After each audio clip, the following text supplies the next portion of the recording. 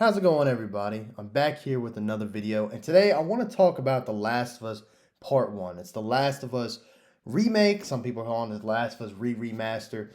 And I just wanted to make another video, and by the way, I will also pin at the top of this video this week's podcast. Me and my co-host Jan, we did an entire show this week on the podcast just about The Last of Us Part 1, and I will be going over most of the things I said in that video as far as what I feel about the game, the things I liked about it, things I didn't like about it, which is not many of those because I'm going to tell you right now this is going to be a mostly positive review.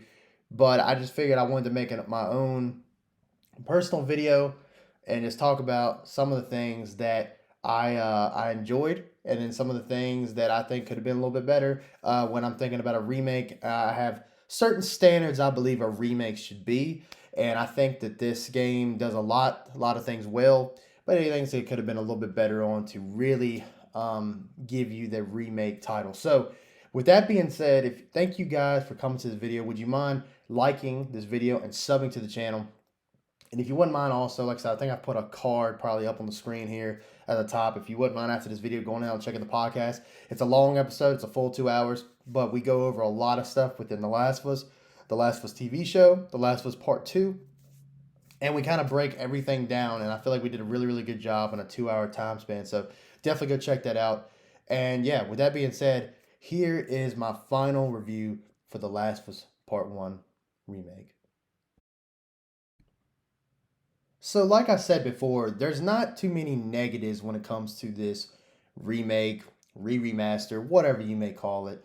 Matter of fact, I think remaster is obviously, I think it's a major dish, you could say, a very negative remark to this game as a whole, because I feel like the remake does a lot of stuff right to make it more than a remaster or whatever you want to call it. But look, as always, I've only done a couple game reviews. Actually, I've only done one other game review on the channel. That's for Saints Row. By the way, I'll leave that at the end of this video. You can click on that as well. I'd like to hear your thoughts on that. But off of that last review I did, I broke it down into three sections. I'll give you some pros. I'll give you some mix. I'll give you some negatives. Now, let me start off by saying I don't have any negatives for this game. I don't think there is a negative in this game. I think that some of the things are dated, which we will get into, but anything really bad with this game, I don't think so. So unless you're just a hater, you don't really like the story, you don't like the characters, whatever. And I should have plenty of gameplay as I'm going through these lists here. So we'll start out with the pros. Obviously, the selling point of this remake is visuals. This game has an absolute visual overhaul compared to the original game, obviously, on the PS3, and then the remaster for PS4 in 2014, I believe, when the PS4 just came out. The visuals are so breathtaking. They're so immersive. And I think I talked about in the podcast with Jan that I think that the facial expressions that these characters can now convey through these cutscenes make you feel for what's happening on screen 10 times more than what they did before. And that is so impressive to me because this story is already so deep, right? This story is already so it's so riveting, and it's dark, and it's straight up bleak at times. But then you had those beautiful moments that were just breathtaking in the original, and now to see these facial expressions, and then you can actually see them convey emotions way more clearly. A couple examples would be the last conversation between Tess and Joel, where Tess is, like, you still need to take Ellie to the Fireflies, and Joel's like, look, no, this is your thing, your bit. I'm not gonna keep taking this girl across the country. And she, said, like, look, you just take her. You need to do it. You have an obligation. And he said, this is not a game, Tess. And when he did that, you see that facial expression, and it really sets the scene and makes it just, the acting in this game is just, the voice acting is just top notch, man. Next one we'll go to is gameplay. Gameplay is smoother. Now, I'll have something else that is more of my mix section, so I'm not going to elaborate too much on that. But the way Joel moves, his animations when you're going in for melees, it's obviously a more of a both a visual and a smoothness upgrade. And overall, it feels a lot more elusive to move as Joel, even though there's a couple things missing, which I'll get into in a little bit. And all in all, I like the smoothness of the gameplay. I mean, 60 FPS, which is what the original, the remaster came out on PS4 of 60 FPS, but the 60 feels super smooth here, especially with the visual fidelity that we're getting in this title. It's really awesome to have that 60 FPS just to make the gameplay even better. Attention to detail. Okay, Naughty Dog are very like intricate company in a sense where the smallest details they look out for, such as the scale on bathroom floors. In different bathrooms, like you can, if you I was playing, you can get on a scale and it'll tell you it actually moves with your movement. So like it can tell you like how much Joel weighs, which I think is like 205 pounds or something. I forgot what it was. I've done it, but I couldn't quite see it. I wear glasses a lot, so I can't. my visual shit is already screwed up. But it's really cool they paid that much attention to like scales on the floor. Carpets have like the ripples in the carpets, like, and they react to pressure. Like if someone's walking on the carpet, you see the carpet actually move and it kind of change depending on pressure. And I just thought that was really cool. Like the attention to detail is really spot on. Music. This is kind of just a Last of Us thing in general. The Last of Us Part One has one of the best soundtracks in gaming in general. That's one of the things in Part Two that I miss desperately. As while I do appreciate like the Ellie songs, like "Take on Me" and stuff like that. The song she does with Joel at the end of the game, I think Wayfaring Stranger, I think that's what it's called. Besides those moments, it doesn't have the Last of Us Part One score.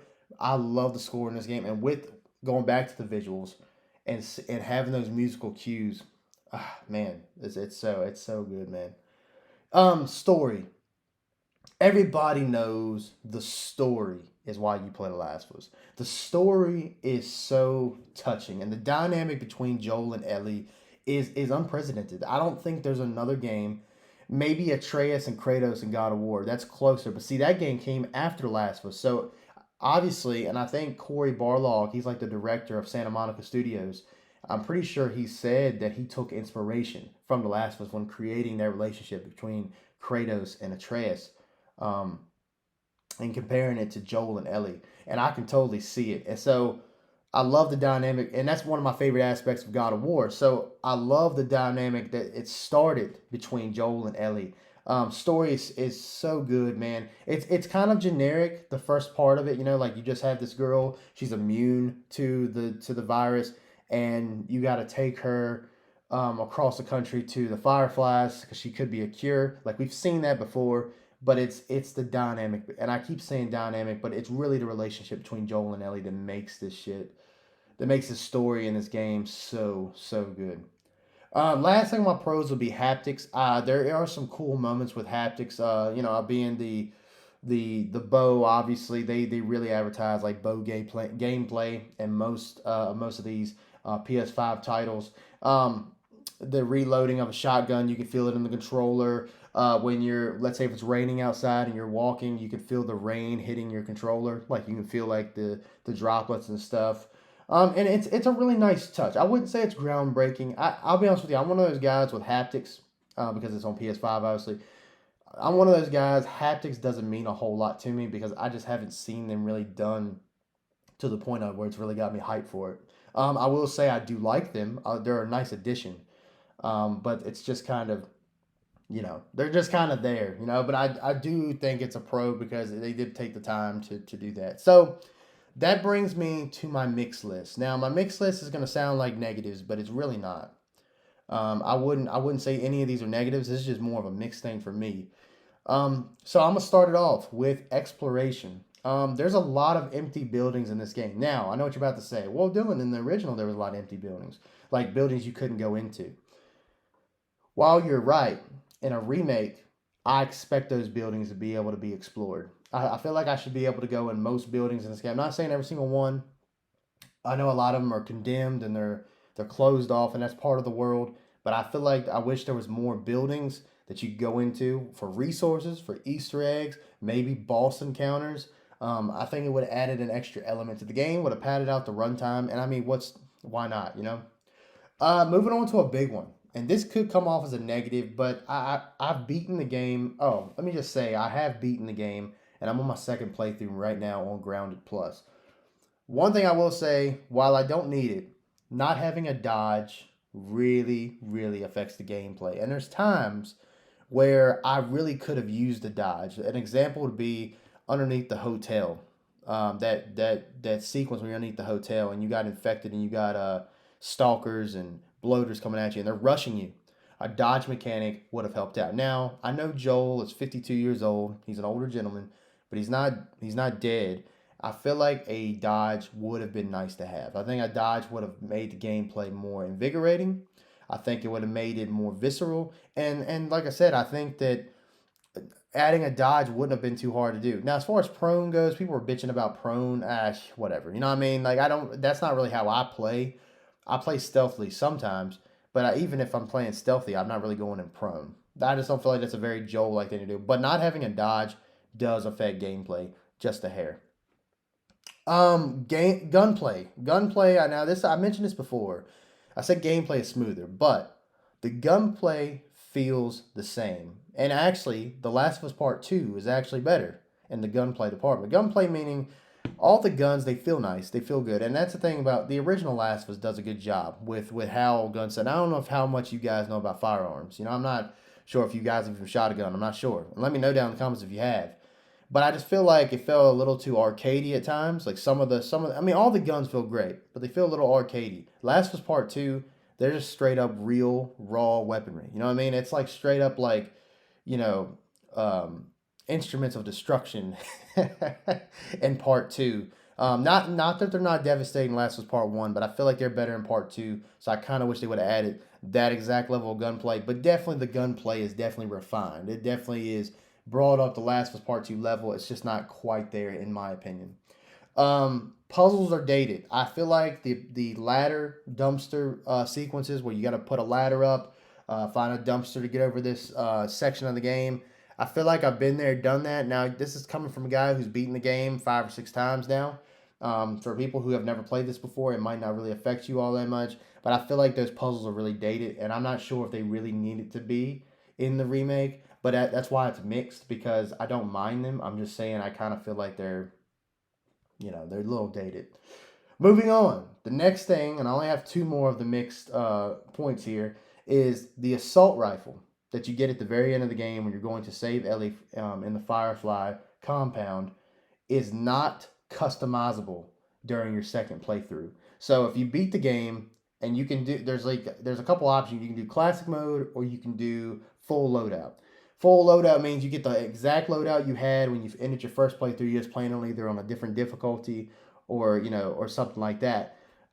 You cannot customize the assault rifle, which is almost a negative for me. But the fact of the matter is, assault rifle kind of sucks. So I probably wouldn't use it all that much anyway.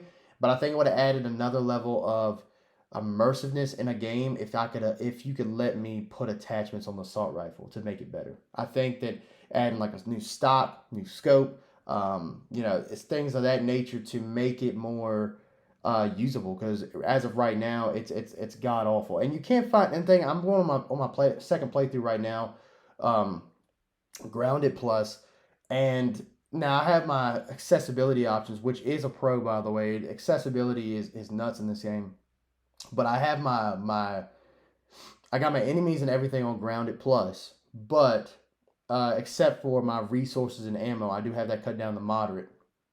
And as I'm going through the world, I barely see any ammunition for that gun anyway, so I just don't even care.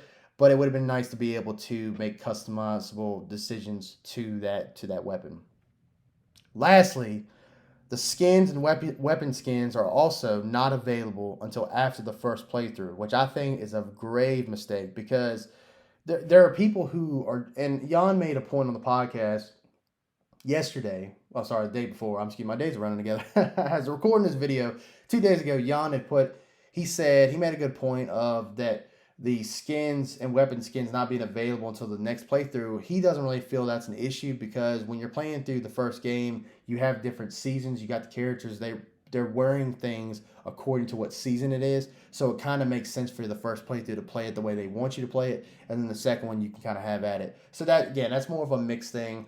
I don't really care about that kind of stuff, but I mean, you have these skins and different stuff for these characters, mostly for Ellie, and you can barely even use them to your second playthrough. So I just thought that was kind of a little bit of a negative, but I'd say it's more mixed because I don't really care as much for it. So look, that's all I got for you. All in all, I think it's a great experience. I've actually I adore this game, and I've adored going back and getting into this world and seeing these characters again. And I think it's worth it.